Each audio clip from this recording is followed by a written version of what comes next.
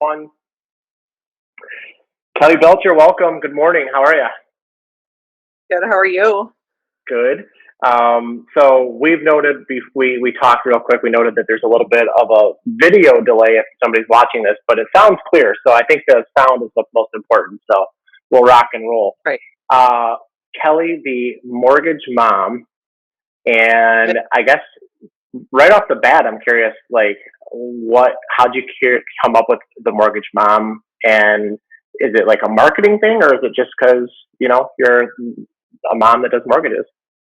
Well, I guess both. It's Michigan Mortgage Mom because I did, I guess, like dabble in doing business out of state, and it's just not for me. There's way too Okay. many different title rules and everything like that. So I figured I'm going to stay in Michigan. I'm a Michigan girl, and I'm a mom. So basically marketing, but also I really like ordering things like I embroider like basically everything, like my jacket right now. Yeah. And so a good thing, like a good like I guess talking feature if I'm out and someone asks me, or it's my Yeah. business. So Okay. But Key Mortgage is the company, right? mortgage is our broker. Yep. Okay. Yep. So Sorry, say that again. I said I work for Key Mortgaging because there's still a delay. Yeah, that's okay. And Okay. so obviously I know what a mortgage broker is, but I'll ask so that we can clarify. Mortgage broker, you know, what is it? What do you do? Why a mortgage broker versus maybe a bank or something like that? What's the big difference? What's the advantage to your client? Okay, so for us, we were a branch of a lender, like a local lender. The main when we did go broker about 6 years ago, the main difference was pricing. So we're able to shop pricing and products with different lenders. So we basically broker out the loan based on the scenario to different lenders, and we're able to shop interest rate, costs, and everything, and programs. So as long as for us, like the advantage is to get a better price for our client. Sure. And if somebody, I mean, so do you still? I'm trying to think of how to word this since I know kind of like the background of how it works. Essentially, it's just like if you go to a certain store, there's different prices, right? Like, so if I shop and I buy a pair of Lucky jeans from the Lucky store, if I buy them from Macy's, if I buy them from the Lucky outlet, they presumably might be the same pair of jeans, but they might be a different price because they Right. all have their own costs associated. And so I guess similarly, you probably work with lenders that they also do their own lending and therefore they have their own pricing. Right. Um, and So and so yeah, go ahead.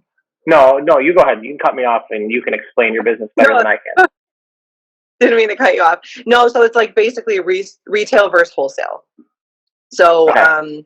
retail meaning with like a retail lender, you would have like overhead. So there's managers and they're paying managers and underwriters and processors and post closers and everything like that. So you have all of that overhead as a retail lender. With a mortgage broker, there's very little overhead. So it's basically us as the loan officer. We do have an in-house processor, and I do have a loan officer assistant, but I pay them out of my commission. So it's not getting passed down to the client. So basically what it is that we're given wholesale rates. We have competitive wholesale lenders that we choose to work with. And then we basically just shop with our lenders. So we're just doing the shopping for the client. So we're just finding the best rate, product, price for the client. And then we're sending the loan there. And, during COVID times, we also are looking into turn times. So, I mean, I'm sure you've seen it on your end, on the real estate end.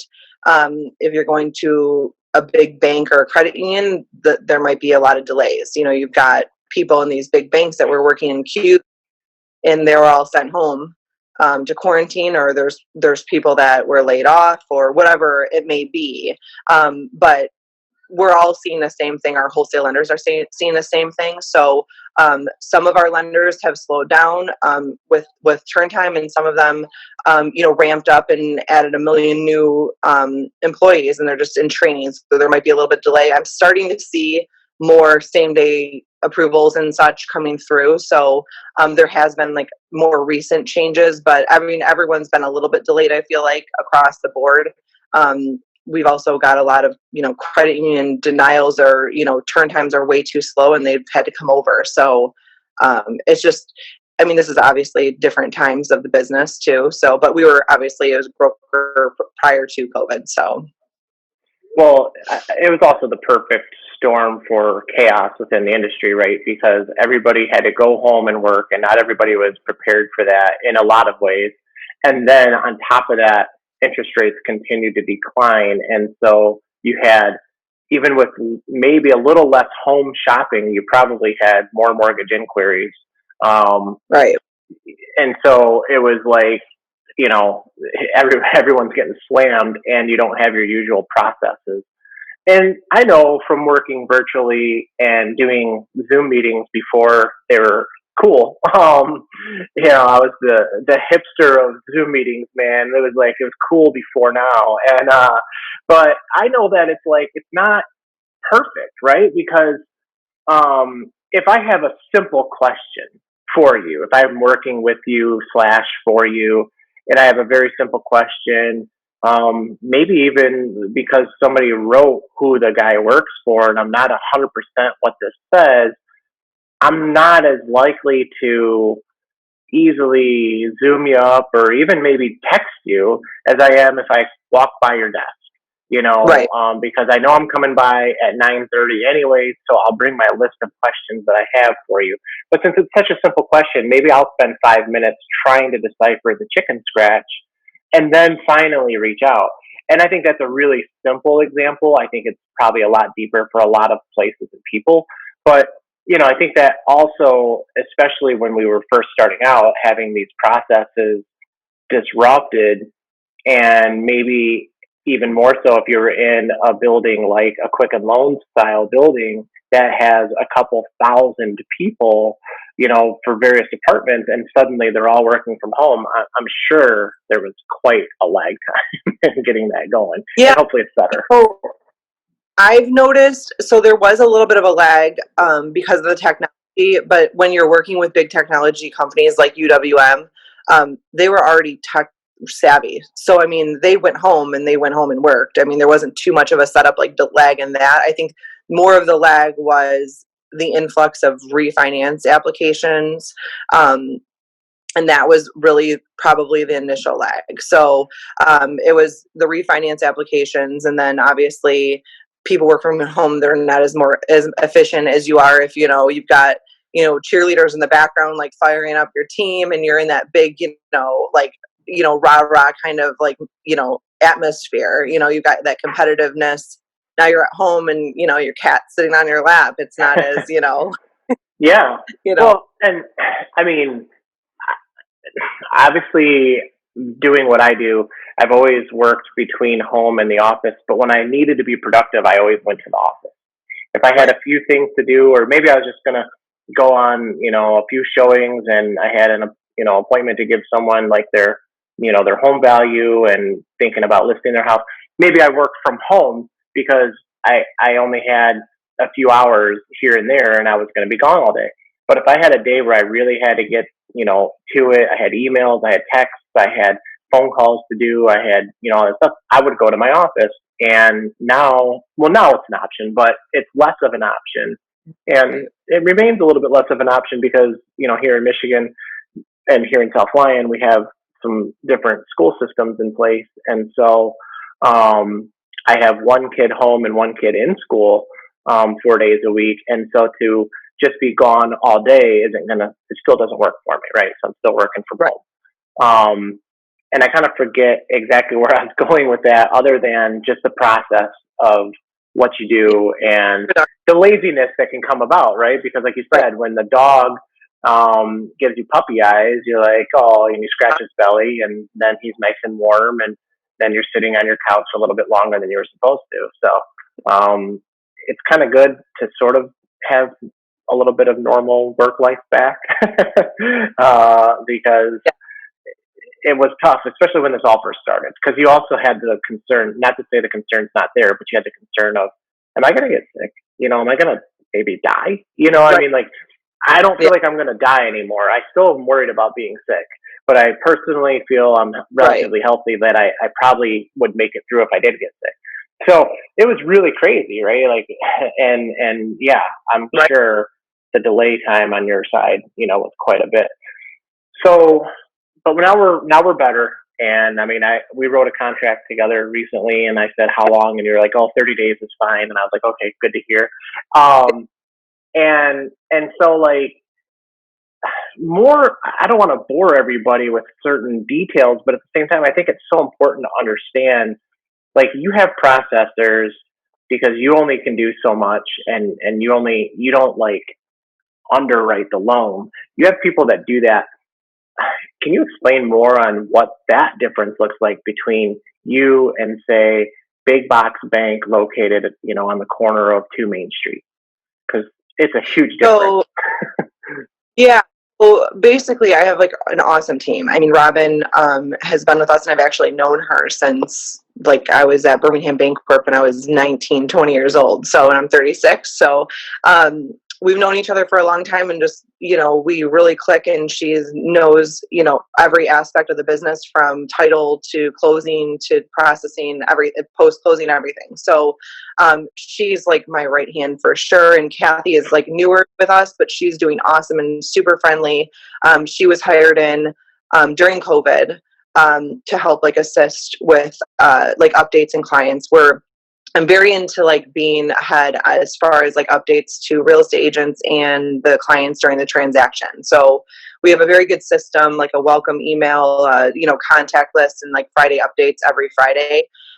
So our system is very more like, I guess you would say, like more boutique, like where, you can walk in our office. So we're not hiding behind, we're not in Arizona. You can easily walk in our office. You know who we are.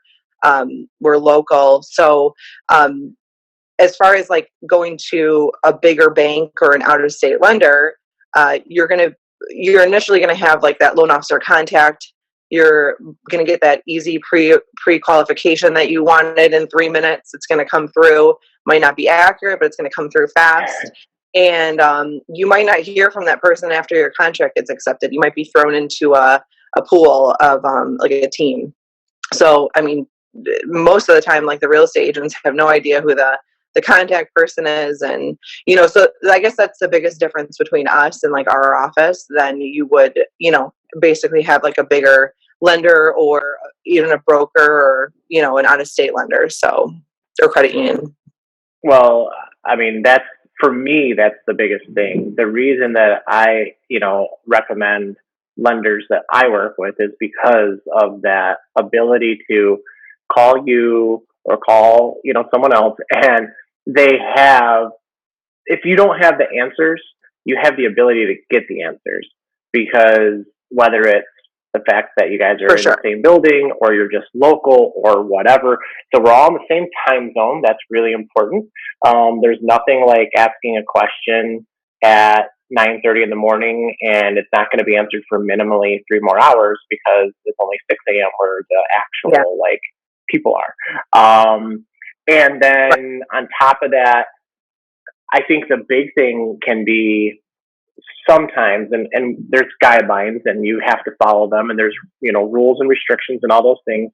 But there's also certain things that might happen in the process where some common sense has to come into play. And, or, maybe not common sense, but just there's other factors, right? Everything isn't black and white, even in, financing, right? And so you and your team have the ability to look at things and say that we're going to be able to get this done because of this or that. Right.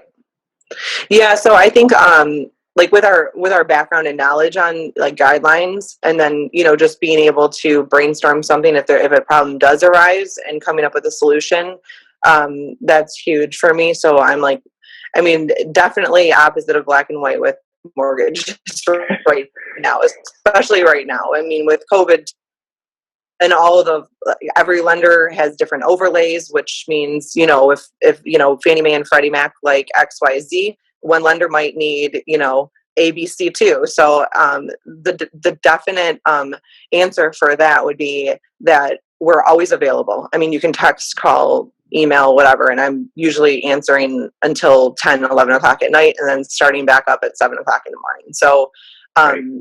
you'll never not be able to get a hold of either me or Kathy or Robin. So we're just available. So we just keep ourselves available. And really real estate agents and, past clients are referrals. So we don't, buy leads. We don't, advertise. We're completely referral based. So it's very important, the customer service, not only to the buyer's agent, the list agent, and the clients is all number one. We treat them all the same. And I think the big thing too is if I'm working with, and maybe the buyer's working with like certain lenders. I mean, don't get me wrong. I know that there are big institutions that still have like points of contact. So we're not necessarily trashing them. Oh, yeah. We're just more so explaining the general difference, right? And I know, right. Chase is an example. They generally have multiple points of contact. Now, one argument could be made that that's great, because what happens to everybody if Kelly Belcher gets sick, like really sick, like can't come to the computer sick, right? Now, yes, I know you have other people, but it takes a couple of, hours, days. I don't know. We're not in that scenario, so we don't know what that process really looks like, right? Yeah. I know there's something in a fail safe. I know there's a plan, but it still requires somebody to say like why we can't get a hold of Kelly for that plan to get kicked in. Whereas if I'll continue to use Chase as I started, and you work for Chase, like if you don't come in and you're not at your desk, there's like somebody else that knows that, and then they can hopefully kick the process off. And whether or not they do the right process is the next question. But, right. So that would, I guess, be their argument, their selling point. But from mine, it's always going to be, if there's an issue, I know exactly who to call. If there's an issue, because I've worked with you, or even if somebody, sometimes there are certain other, retailers that everyone seems to go to, and maybe I've worked with that person. So having that point of contact is like just so important, because there's a question that's going to come up sometime in the next 20 to 30 days, and I need to know how to get that question answered. And right. And so the point of contact thing is huge, as well as just the underwriting, especially in Michigan, where we have site condos that you and I live in, but they're actually residential properties. And you work with some of these lenders, and they think that they're working with a condo, and they're like, well, this isn't, a condo qualified, and all sort of crazy stuff. It just starts getting really nasty and really messy. Yeah. Yeah, a couple of my lenders though are from Michigan. So, in my more of my AEs, I guess the two AEs that I use the most with out-of-state lenders, they're both in Michigan. So I haven't honestly had any site condo issues, although like in the past that was more of an issue. But I understand what you're saying. So for me, like when we're doing that like first point of contact with like, the real estate agents and everything, there's 3 points of contact just in my office. So it's me, Kathy, and Robin. And if you call my phone and I don't answer, you call Robin's phone, she doesn't answer, Kathy's answering, or vice versa. So someone's answering every time that phone rings. We're all knowledgeable too on the file. Like when you're going to go to a bigger bank and I don't show up at Chase, but then someone else grabs it, I'm telling you, they're clueless as far as like what's going on in the file, and it's going to take some time. So, but again, not to trash them, because I actually did just have a situation where I know someone that went through, I think it was Chase, and they did close in like 30 days. So, I mean, sure. Very few between, but I'm just saying, like, it does happen. Miracles do happen. So everybody has good and bad experience. I mean, I've worked with another lender for a few years, and in the summertime, between all the delays, controllable and uncontrollable, we had back to back bumpy closings, and one of which I would say they had more ability to control, and one of which I would say they had no ability to control. And so, I mean, I just reached out right after and was like, hey, just so you know, I know it wasn't great, but it's cool, right? Mistakes happen. Now, let's say that would have been the first time we ever did business together. Maybe I would have had a bad taste in my mouth. So maybe I wouldn't have ever wanted to work with that person again. So fortunately, it wasn't the first time, and so I knew. And that happens too, right? Like with again, I'll just continue to use Chase throughout. So maybe the first time I ever used Chase, it was bad. I never want to use Chase again, but then the next time it's good. Okay, well then, now I know that like things can happen in the positive. But there's so many other things. Let's just assume everybody's transaction is smooth and everybody's knowledgeable. Even the rest of the procedure, like if I close with Chase, I tell everybody it's going to take at least 2 hours because Chase wants you to fax or scan and email all of the closing documents before they allow you to do funding, and they won't send the money. Like a lot of people like send the money, it's just sitting there. They just say they want to see those documents to say go ahead and cut checks. Chase is sitting on the wire. So if it's 1 p.m. closing, you probably aren't going to be exchanging keys and saying congratulations till 3:30 because it takes time to send all that paperwork back, somebody to review it, and heaven forbid there is an actual little mistake. Literally, the dotting of the I's and the crossing of the T's have to be done properly with them. Then if there is, you have to send them all back again. And then finally they go, okay, we're sending the money, which generally takes minimally 30 minutes because it has to hit the Fed. Oh, it takes a long time right now because it's so slow. Yeah, that's what I mean, minimally, right? I'm just saying, like, best case scenario is 30 minutes. And then finally it hits, the title company and we're able to, walk away. So it's quite a process.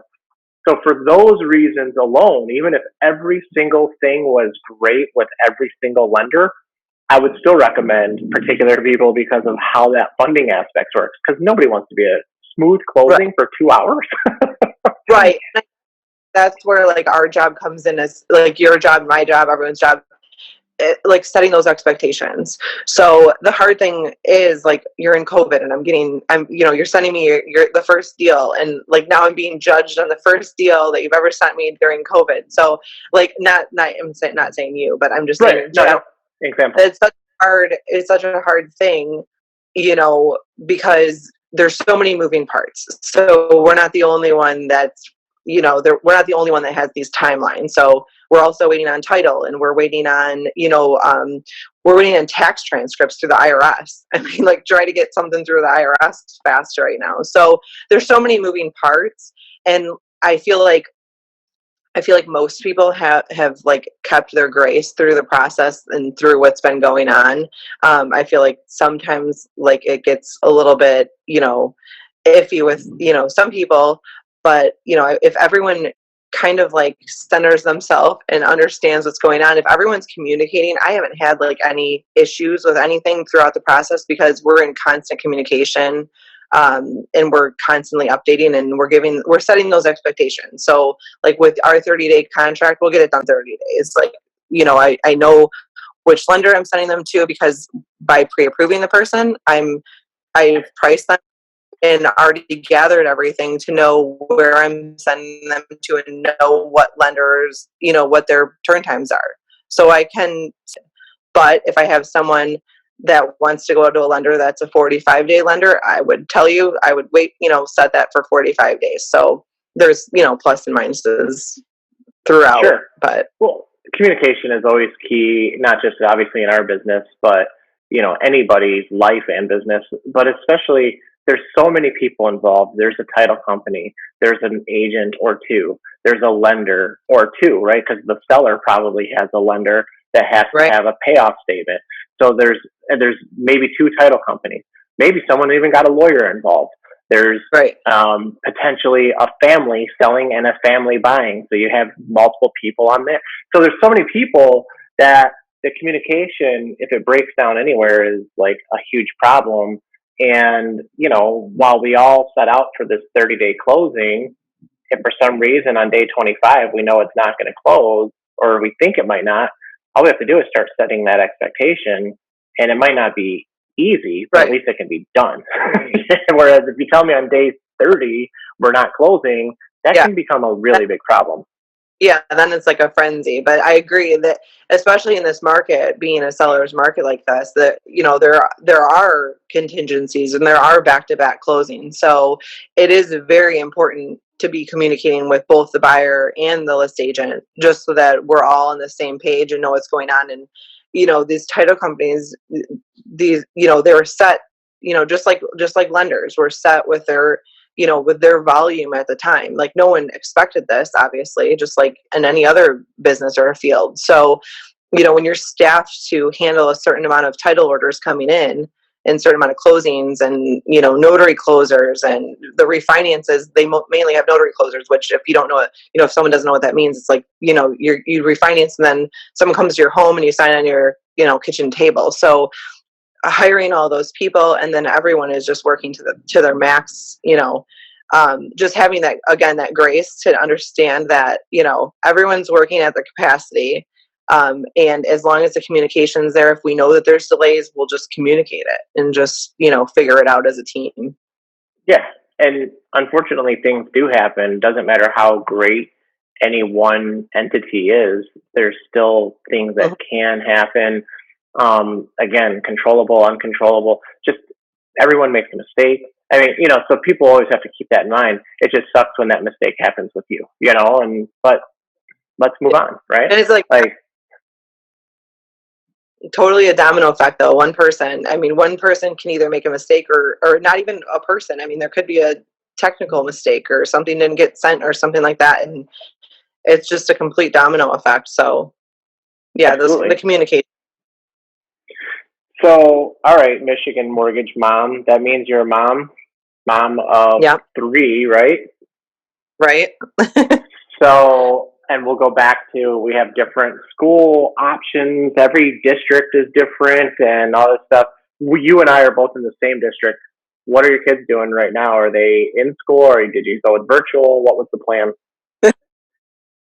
Well, we're hybrid, but we're both of my. So we have 3 kids, 3 to 13. So we have a 3-year-old, 11-year-old, and 13-year-old. So with a 6th and 8th grader in South Lyon, we've got hybrid, but they're only 50% indefinitely until they've made another decision. So 50% in our school district is only 2 days a week, because Wednesdays they're all virtual, no matter if you chose in person or what is it. Online virtual learning path, VLP. Right. So there's so many different terminology here. So we did choose the hybrid for them to go in. My kids with their last name were in Monday, Tuesday. So this is the first week that they went 2 days. Last week they went Tuesdays. The week before that they went Mondays. So it's been a little bit of an adjustment. I think they're very grateful to be face to face the 2 days. So we're trying to make it here. My husband works in a school district downriver, so he's gone during the day. But their district's face to face full time. So you're there welcome was a thought process. You're welcome to praise or criticize whoever you want. I'm just curious, how are you managing that process? Like, how is that going for you? Are you like, oh, this is really good, I'm glad they chose this hybrid? Or are you going like, I'm glad I didn't have to make the decision, but F these people? Well, we actually sat down and spoke to them about it. So, I mean, we let our kids know, like, this is the situation and, we're going to make the best of it and we're going to do what we can. I mean, this is our option. So, you can either do virtual, you can choose to go in person. Of course, they both wanted to do in person full time, but that's not an option. So secondary in South Lyon's only 2 full days a week. And then our 3.5-year-old is not in school. So, we always had, help with childcare anyways. It's just, not a very good, school teacher. So, It's, I can be a mom, but being a teacher too at the same time has been a little bit more difficult. So, keeping them on task, I feel like we have all these task lists. I mean, I have my own, and then both of my kids have theirs, and I've got your house, and it's a lot. I mean, it's a lot. I mean, I'm sure you're dealing with the same thing. My life is a lot less stressful now that because I have a elementary or grade Mhm. school and middle school. So with we initially said, okay, let's see how things go. So we'll do because they said Mhm. that we'd have the ability to change, and grade Right. school does trimesters, and then secondary does semester. And so we said, well, if we can change, then let's do virtual, and then at the first trimester we can evaluate, and at the second trimester we can evaluate. Um, Right. that plan changed, and we had to make the decision to either go back or not. And so, because of that, we chose to go back. And so far, so good as far as health and stuff like that. But if we get rid of that aspect, it's been great for everybody because my kid is actually excited kind of to go to school and Right. see people and friends. And he comes out Right. with a great, I mean, like even under a mask, like you can see he's smiling. Right. And then he's home on Wednesdays. But then like my stress level went down, like not Right. because my wife works Monday through Friday, 6 a.m. to 2:30 p.m. So I'm the one here, and if I'm trying to work, it's difficult, because he wants to ask me a question, and I don't want to not answer a question, and at the same time, I don't want to be interrupted. So it's so difficult, and I honestly have always felt for a lot of parents, especially people that don't work in a job that has a work from home option. If you work for Yeah. Meyer, you don't have the work from home option. You don't get to Meyer at home, and so For I don't know what they're doing. Yeah. And but it's definitely it definitely lowered everybody's stress, and I think that my kid is doing even better. He was doing okay in the virtual program, but I think he's doing even better because he's in person. He can ask questions or help, and plus the teacher can like walk around the Yeah. class, you know, and that's huge, especially if they're writing, or she can look over your shoulder. He's obviously past 2 plus 2, but she can look over your shoulder and say, 2 plus 2 is not 6. Let me see what he's No. doing wrong. Right. It- And that's like so big besides the social interactions and all those other things, just the ability, because you can't do that in a virtual room. For sure. And so my other son is doing the virtual program through hopefully the first semester and then be back in person. But that exact thing, like he didn't do good on a math test. Well, every day that he's done with school, he says how easy school was, or not how easy, but he's like, yeah, it was Yeah. easy. I got it. He's had a few questions, but then he takes a test and he got a D on the test. And he was upset, and he's like, well, he was able to redo it. And I think he Yeah. got like the same grade. And we're like, so either he doesn't understand how to turn it in, he doesn't understand a concept, but it's difficult to grasp what the problem is.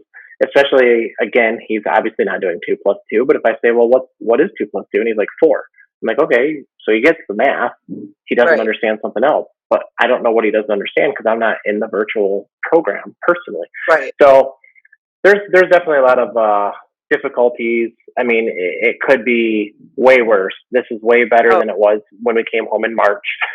Oh. Well, I think like the difference between March and now, like March, they were kind of told this isn't really for a grade, and now it's like this is the real thing here. So, Yeah, which that like added stress, I feel like emotionally for these kids. So that's like the negative that I'm seeing is that, the stress that it's causing, to try to get all this done and kind of not get the concept of a lot of the things. Um, a lot of what I've seen is, they're jumping from their Google Meet to like Cami to other things. So every teacher's doing something different.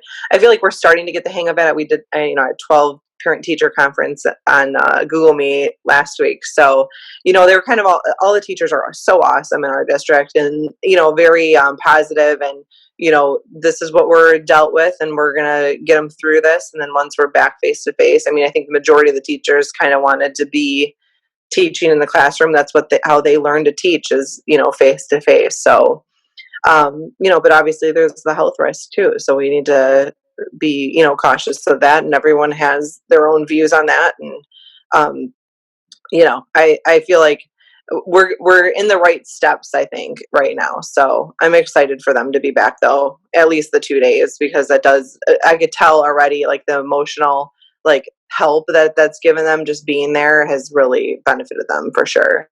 Yeah, no, I agree. Just seeing some of their friends. Although I guess lunchtime they have to be like so separated that I know that the middle schoolers and high schoolers already are like buried in their phones. But Yeah. talking to a neighbor whose kid didn't have a cell phone, and I mean, and again, I know that kids are dramatic and they think that not having a cell phone is a big deal, but he was like really bent out of shape because he couldn't really talk to anybody because Aw. they have to sit like 6 feet apart, and then Aw. he was the only person that didn't have his cell phone because everyone else they're like, well, if I gotta sit so far apart, I'll just do my phone. Yeah. So it's I guess we continue. You'll always have these weird things, that we're upset about as Right. kids, right? But It make this is a new one.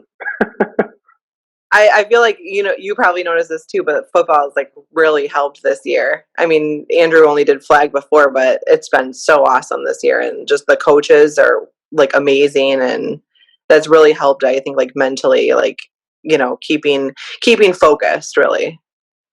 For sure. Which again was its own interesting thing, right? Because first we weren't going to have football, then we did have football, and then like with football, and I've noticed every district they normally have one more team, but kids chose not to come back because they were starting other sports already, chose not to Right. come back because it was a health risk, chose not to come back because we had to play a sport with a mask. I mean, so many reasons. Right.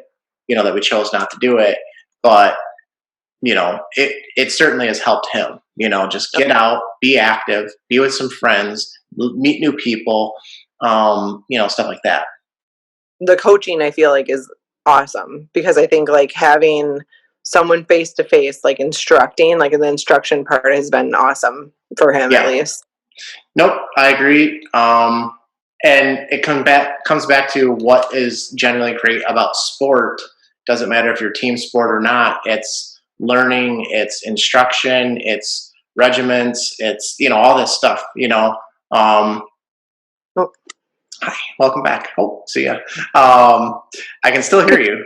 But yeah. anyways, and so like football is a team sport, obviously, and so it's that that whole thing, get to practice at a certain time, do certain drills, I think it's just good for people. I don't know.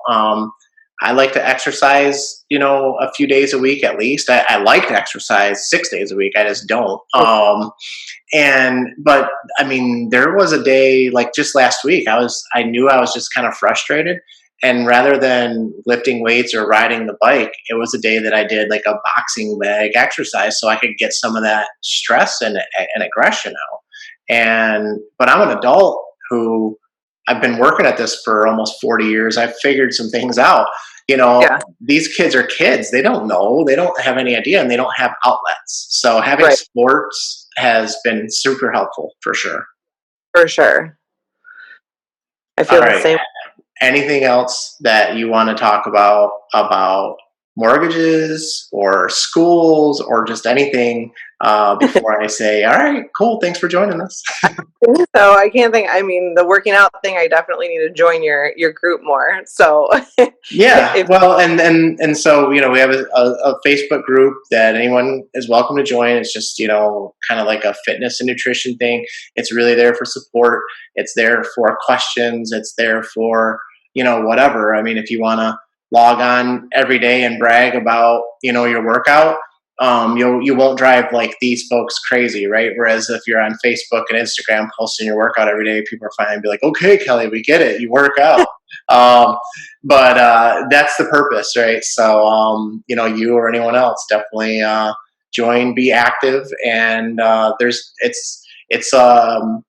it's like Planet Fitness, no Yeah. judgments, judgment-free zone, right? Yeah, So you can come on in October and then come back in November and say, I didn't work out all of October, and no one's there to shame you.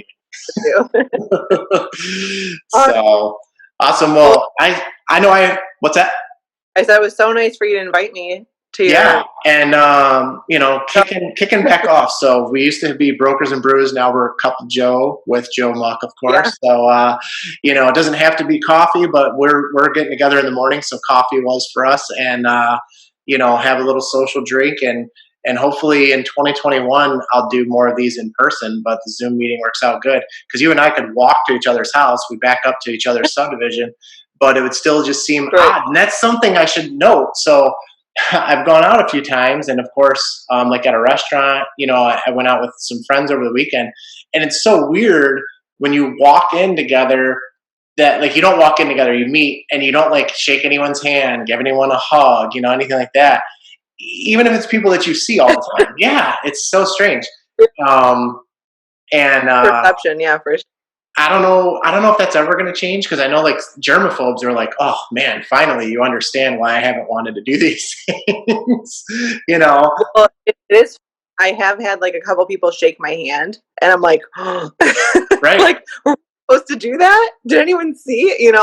Yeah. So, hand sanitizer. Yeah, I had two closings this month that both were kind of like, oh, I want to shake your hand, and I was like, dude, let's just shake hands. I'm like, I have hand sanitizer in my car. That's where I'm going. We've seen each other for the last 30 days. Right. I know kind of what you're doing. I feel pretty safe. We could shake hands. I mean, like, we're not exchanging kisses here. So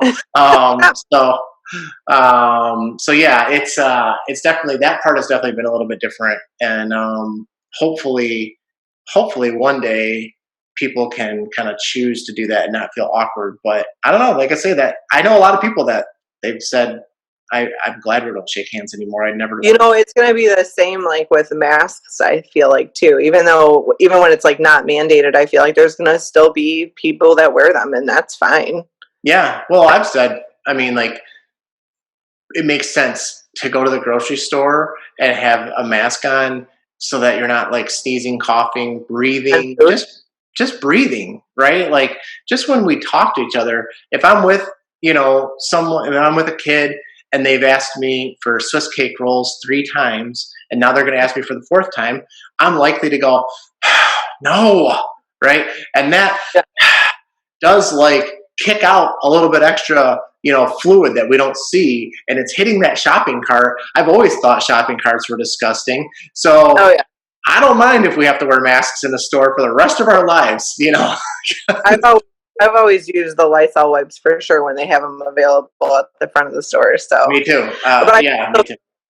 That click list and the shipped and all that other stuff, that's gonna probably really blow up too, though. Mm-hmm. All the free services. I mean, we were using them before just because our life is hectic, but I feel like a lot of people are using those, and which is good because it's creating people like side money and jobs for people. So yeah, some extra jobs. Again, they shouldn't be jobs that you're relying on for the rest of your life for all of your income, but they are providing some jobs. And hopefully as time goes on, they become more entry level jobs, for people again, because I think that we've noticed obviously a huge lack in entry level jobs, outside of maybe restaurants or something like that. And everyone's not cut out to work at restaurants and fast food industries. So, for sure. To have some other options out there. I know I go to Whole Foods a couple times a month, and especially now that they're linked with Amazon too. I went to the restroom on my way out, and there were like 20 shoppers that had like, they were in like this little corner where they have to like do their special checkout. Oh, and it was nuts how many people were over there and how much groceries was over there. So for sure, I think a big way of the future, and like I say, I mean, just more job, more opportunity, as we might need less cashiers for various reasons or less baggers or something like that, but you're not losing jobs because you still have these folks, so maybe there's even more jobs. Yeah, for sure. I think so. So awesome. Well, thanks, Kelly. Appreciate you joining. Appreciate your insight into the mortgage industry and just some conversation. Yeah, and I'll talk to you soon. All right. Have a good one. Bye.